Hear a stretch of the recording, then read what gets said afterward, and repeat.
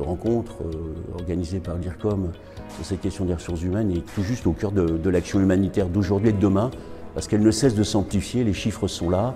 Par exemple, le nombre de réfugiés qui était de 20 millions en 2005, qui était de 53 millions en 2015, est aujourd'hui de 82 millions. Et ça veut dire, alors réfugiés, déplacés, ça veut dire qu'il y a de plus en plus de pays où il y a des crises et qu'il y a de plus en plus besoin de répondre aux besoins vitaux de ces populations pour les accompagner, les secourir et les accompagner de la guerre vers la paix, de la catastrophe vers la reconstruction, de l'épidémie vers la fin de l'épidémie.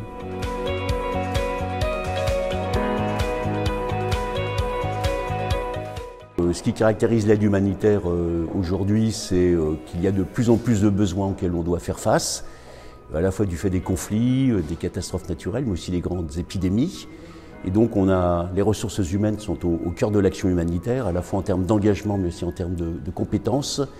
Et on voit par exemple, confronté à cette guerre en Ukraine, qui mobilise énormément de ressources humaines pour l'ensemble des organisations qui interviennent là-bas, qu'on est toujours un peu à nos limites, à la fois en termes d'effectifs, mais aussi en termes de compétences.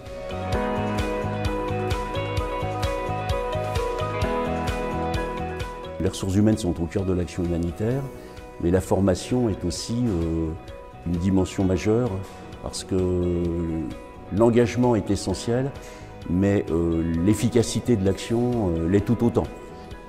Et l'efficacité, c'est de l'expérience, mais c'est aussi de la formation. Et d'ailleurs, la formation, finalement, n'a pas de fin, quoi. On peut apprendre toute sa vie, y compris quand on est dans l'humanitaire, à la fois sur le terrain, mais aussi par une formation initiale, et pourquoi pas par des formations spécialisées.